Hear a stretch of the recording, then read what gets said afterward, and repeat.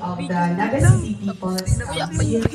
We would like to thank the Friedrich Naumann Foundation, the FNF, Miss Grace Vasquez, the project associate, Miss Dian Are, Sir Dian Are, the communication officer, Sir Yan Aranya, our project manager, and Dr. Almot Bisol, our country director.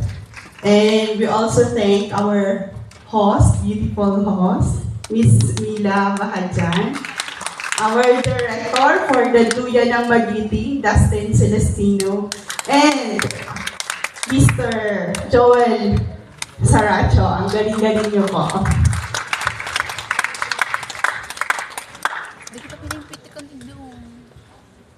Actually, for this closing remark, what I did is a movie analysis.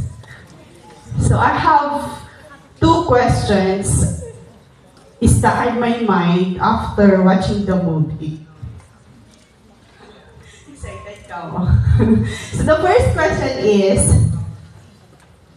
what is the duty of a Filipino? Is it enough that you are a good teacher, a brave police officer, an intelligent lawyer, a hardworking OFW, a sympathetic social worker, a loving parent, or a smart student? Is it enough that you are doing your job? Do you need to be a hero, or do you need to sacrifice your life for the Filipino people? Actually, I want to share what the late Secretary Jesse Robredo says.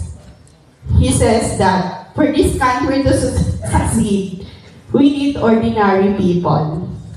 And I'm one of those ordinary people. For this question, what is the duty of a Filipino? The answer is, we need to be an ordinary people.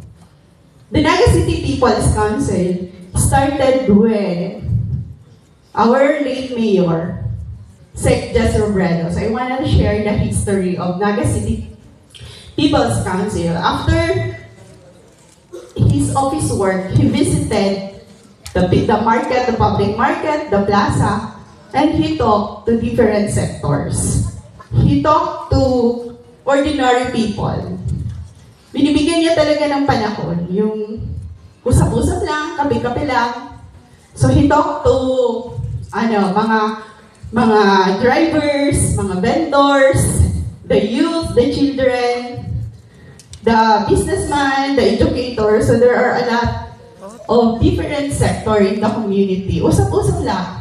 Parang after ng ano ba yung kailangan niya? Parang ganun lang. So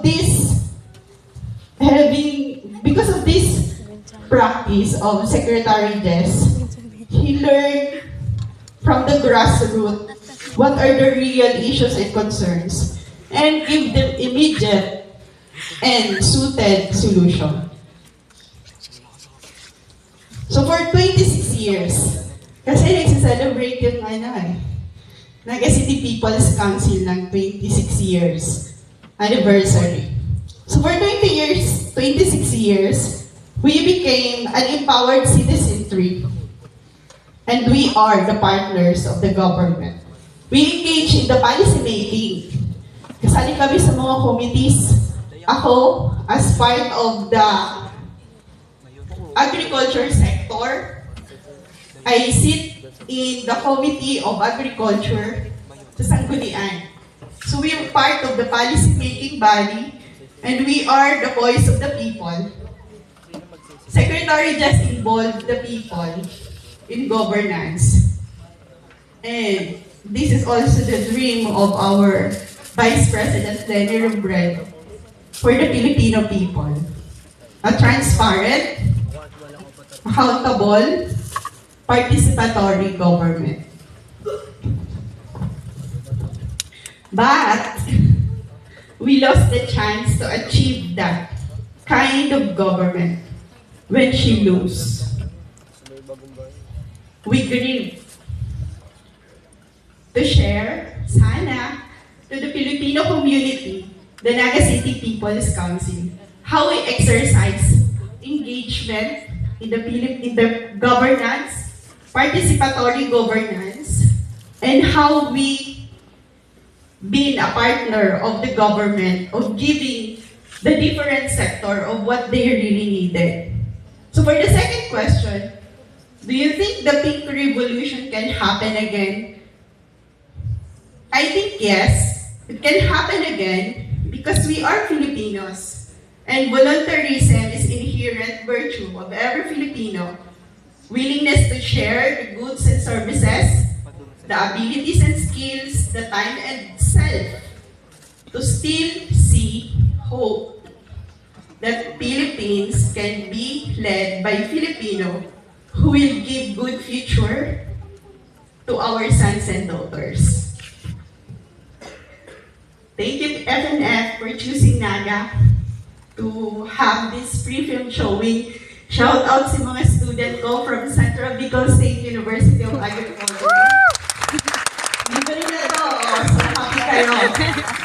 And in behalf of the Board of Directors of the Naga City People's Council with our chairperson, Elmer Santo Domingo Jr. and our Executive Director, Ma'am Gladys Bilmin, we are very grateful to be part of this film screening. Thank you and welcome to Naga City.